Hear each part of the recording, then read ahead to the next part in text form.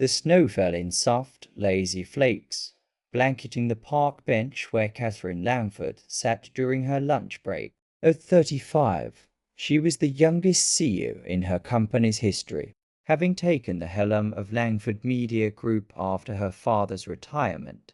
She wore an elegant cream-colored coat, perfectly tailored, with a camel scarf wrapped snugly around her neck. Her blonde hair fell in soft waves, and her makeup remained flawless despite the cold. She scrolled through her phone, answering the endless stream of emails that never seemed to stop, when a small voice broke through the quiet.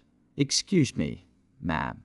Catherine looked up to find a little girl standing before her, perhaps 4 or 5 years old. Light blonde hair escaped from a messy ponytail, and she wore a brown hooded coat that seemed a size too large. In her small hands she clutched a worn teddy bear, its fur loved thin in places. "Yes?" Catherine said, her tone softening without thought. Something in a child's solemn little face reached straight through her. "Are you sad?" Catherine blinked, caught off guard. "What makes you think I'm sad?" "You look like my daddy does sometimes when he thinks I'm not watching," the girl said, tilting her head. "Like you're carrying something heavy. Are you lonely?" The question landed so gently, yet it stole the breath from Catherine's chest. How had this child seen straight through her armor? "Sometimes," she admitted quietly. "Are you here with your parents?" "Just my daddy. He's over there." The girl pointed to a man on a nearby bench, phone pressed to his ear, his free hand raking through dark hair. He looked tense, shoulders tight with exhaustion. "He's always on the phone for work. He says it's important." "I understand that," Catherine murmured. She understood it far too well. "My name is Lila," the little girl offered. She lifted the teddy bear. "This is Mr. Bear. What's your name?" "Catherine." Lila studied her with grave, thoughtful eyes. Then, in a voice so small it nearly broke Catherine's heart, she whispered, "I don't have a mama. She's in heaven. Daddy says she's watching over me. But sometimes I really wish I could see her, talk to her, have someone to do girl things with, you know." Catherine's chest tightened. "I'm so sorry, sweetheart. That must be very hard. Daddy tries. He really does. But he's always working, and he doesn't know how to do braids. And sometimes I just want—" Lila's words trailed away. She looked up again, hope flickering in her eyes like a fragile flame. "Ma'am, can I spend a day with you?" "Just one day. You could be my mama for a day. We could do girl things. I promise I'll be good." Tears pricked Catherine's eyes. "Lila, please." The word was barely more than a breath, yet it carried the weight of every lonely hour this child had ever known. "Just one day. Dad is always busy, and I don't have anyone to do mama things with. We could get ice cream or look at pretty things. Or you could teach me stuff that mamas teach their little girls. Please." Catherine looked at the small figure before her, at the loneliness mirrored in both their eyes, and felt something deep inside her shift. She glanced toward the man still lost in his call, clearly overwhelmed and stretched thin. "Let me talk to your daddy first." "All right. We need to make sure he says it's okay." Lila's face lit up as though someone had switched on every light inside her. "Really? You'll ask him?" "I'll ask him." Lila seized Catherine's hand and tugged her toward the bench. As they drew closer, Catherine caught the tail end of the man's conversation. "I understand the deadline, but I'm a single parent. I can't work 16-hour days anymore. There has to be some flexibility." "Yes, I know the project is important. I'm doing my best." He ended the call the moment he saw them and rose slightly, wary but polite. Up close, Catherine saw a man in his late 30s with kind, tired eyes. He wore jeans and a dark jacket, and the shadows beneath his eyes spoke of too many sleepless nights. "Lila." "Honey, I told you not to bother people," he said gently, though weariness threaded every word. I didn't bother her. Daddy, I asked her something important. Lila looked up at Catherine with quiet encouragement. Catherine extended her hand. I'm Catherine Langford. Your daughter made a very sweet request, and I wanted to discuss it with you properly. The man shook her hand, his grip firm but cautious. Dominic Shaw, what kind of request? She asked if she could spend a day with me, to do the kinds of things a mother and daughter might do together. Catherine kept her voice soft. She told me her mother passed away. Dominic's face softened with pain. Lila, honey, you can't just ask strangers things like that. But she's not a stranger anymore. Daddy, her name is Catherine, and she's really nice, and she looks lonely like us, and maybe we could all be less lonely together. The words tumbled out in a rush. Dominic glanced between his daughter and Catherine, clearly torn between caution and the raw need he saw in Lila's eyes. Miss Langford, I appreciate your kindness, but we couldn't possibly impose. You're not imposing, Catherine said. Then, surprising even herself, she added quietly, I think I need this as much as she does. Something in her voice must have reached him, because Dominic's expression eased. Can we sit down and talk about this properly? They settled on the bench together, Lila between them, while Catherine explained.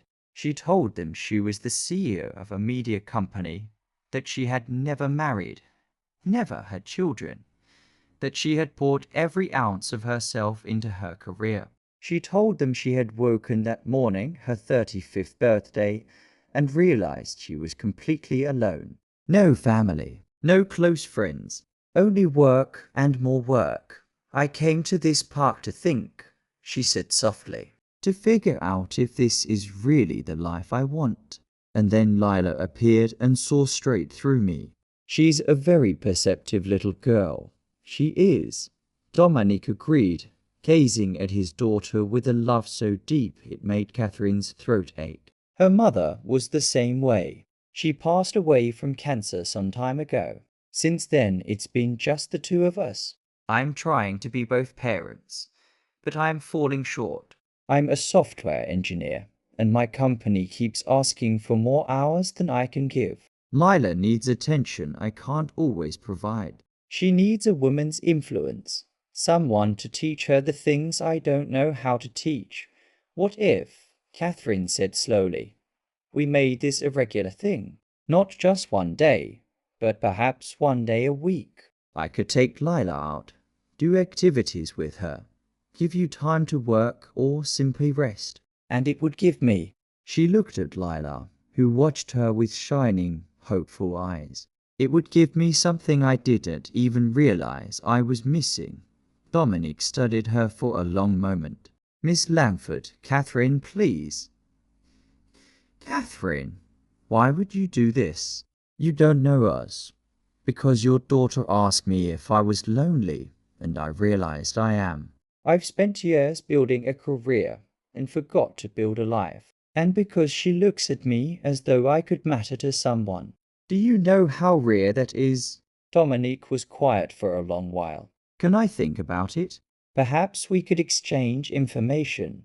You could provide references. We could do this safely and properly, of course. That sounds wise.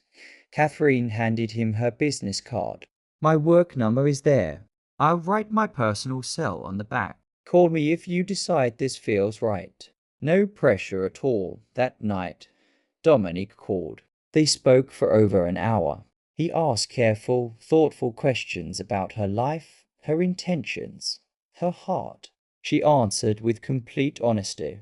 By the end of the conversation, they had agreed to try one Saturday a month to begin with. They would see how it went. The first Saturday, Catherine arrived at 9 in the morning to pick Lila up. She had barely slept. Nerves and excitement tangled together. She had planned an entire day breakfast at a CAF, the Children's Museum, lunch, perhaps a little shopping afterward. Lila appeared at the door in her brown coat. Mr. Bear clutched tight, her face glowing with pure joy. You came. Of course I came. I promised. Didn't I? They spent the day exactly as Catherine had planned, and in many ways she had not. Lila wanted to touch everything, ask about everything, absorb every detail. She held Catherine's hand as they walked, chattering about her dreams and fears and favorite colors. At lunch, she grew quiet for a moment. Catherine, can I tell you something? Always. My mamma used to take me for hot chocolate before she got sick. I missed that. Tears stirred Catherine's eyes. Would you like to get hot chocolate after lunch? Yes, please. They sat together in a warm CAF, whipped cream melting into rich cocoa, while Lila spoke of her mother, how she used to sing lullabies and flip funny-shaped pancakes, and always seemed to know exactly when a hug was needed.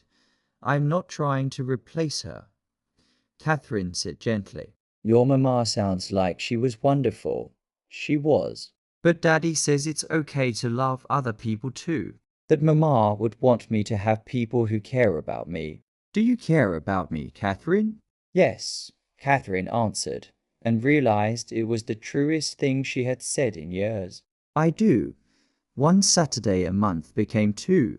Then every weekend, Catherine found herself rearranging her schedule, delegating more, leaving the office earlier changes she would once have considered impossible. She taught Lila how to braid hair. They baked bee-shaped cookies together. They visited the zoo, the aquarium, art museums. Catherine bought Lila books and clothes and small treasures, then worried she was overstepping. Dominique reassured her it was fine. You're giving her something I can't. He told her one evening when he came to collect Lila. You're giving her a woman's attention and guidance, honestly. You're giving me something too, Catherine admitted. Time to breathe. Time to be a better parent because I'm no longer so overwhelmed. She's giving me more than I'm giving her. Catherine confessed another day. I was so lonely, Dominique. I didn't even know how lonely until Lila asked to spend a day with me. As their Saturdays wove themselves into something deeper and more constant, Lila asked Catherine to come to her kindergarten's mother's and daughter's tea party. I know you're not my real mamma, Lila said carefully. But you're the closest thing I have. Would you come, please? Catherine went. She sat at a tiny table with Lila, sipping pretend tea from miniature cups. She met Lila's teacher, who assumed she was Lila's mother and never needed correcting. She watched Lila introduce her to friends with quiet pride. This is Catherine. She's my special person, afterward. Walking to the car, Lila slipped her small hand into Catherine's. Thank you for coming. I was the only kid who didn't know if anyone would be there for me. But you came. I'll always come when you need me, sweetheart. Always. That evening, Dominique invited Catherine to stay for dinner. It had become their quiet ritual, Catherine lingering after she brought Lila home, the three of them sharing a meal, talking about ordinary things that somehow felt extraordinary. After Lila had gone to bed, Dominique looked across the table at Catherine. Can I ask you something? Of course, when Lila first asked you to spend a day with her, why did you really say yes? Catherine was quiet for a moment, choosing honesty. Because I had spent my entire birthday alone. Because I realized I had built an impressive career, but had no one to share it with. Because I was sitting on that bench wondering if that was all life was ever going to be. And then this little girl appeared and saw straight through every wall I built, and asked me if I was lonely. And I couldn't lie to her. Her voice grew softer. She saved me, Dominique. As much as I like to think I am helping her, she saved me from a life of accomplishment without meaning. Dominique reached across the table and took her hand. You've saved us too, both of us. Lila is happier than she's been since her mother died. And he paused, emotion roughening his voice. I'm falling in love with you, Catherine. I didn't plan it. I didn't expect it. But watching you with my daughter, seeing how you care for her.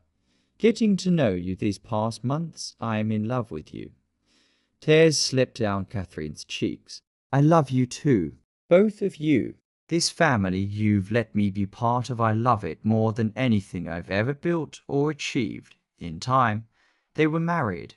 Lila was the flower girl, carrying Mr. Bear in one hand and a bouquet of flowers in the other, beaming with pride. At the reception, she stood and gave a speech that brought tears to every eye. "I asked Catherine to be my mamma for one day," she said with solemn sincerity. "And she said yes. And then she stayed. Every single day. She's not my first mamma, but she's my forever mamma. And I'm really, really happy years later." Catherine sat on the same park bench where she had first met Lila. She was pushing a stroller now. Their infant son slept peacefully inside. Lila, older now, sat beside her reading a book. "What are you thinking about?" Lila asked, looking up. "About the day we met. About how you asked me if I was lonely. Were you?" "Very. I didn't realize how much until you asked. Are you still lonely?" Catherine looked at her stepdaughter, then at the baby in the stroller, then thought of Dominique waiting at home with dinner warming on the stove. "No, sweetheart. I'm not lonely anymore. Thanks to you. I'm not lonely either." Lila leaned against Catherine's shoulder. "You know what? What? I think sometimes angels come as little girls with teddy bears, and sometimes they come as sad ladies on park benches, and sometimes they find each other exactly when they're supposed to." Catherine kissed the top of Lila's head. "I think you're exactly right." Later, Catherine would often reflect on how one simple question from a child had changed the entire course of her life. "How can I spend a day with you?" had quietly become forever. How the loneliest moment of her existence had been the doorway to the greatest gift she had ever received. She had been sitting on that bench, successful, accomplished, and utterly empty, wondering if that was truly all there was. And a little girl with a teddy bear had appeared and offered her something far more precious than any title or achievement: a place to belong, a family, love. Catherine had spent years building an empire, but Lila had taught her that the most important thing anyone can build is connection, family, home. The career remained. Catherine still led her company, still made important decisions, still accomplished impressive things. But now those things existed alongside soccer games and bedtime stories and family dinners with a stepdaughter who had chosen her, a husband who loved her, and a son who had completed their circle, all because a little girl had seen through her armor and asked a simple question: "Can I spend a day with you?" One day had become forever. And Catherine Langford, who had spent her life building success, had finally learned what it meant to build something that truly mattered: a family, a home, a life measured not in achievements, but in love. All because she had said yes to a lonely little girl in a snowy park. And that little girl had saved her right back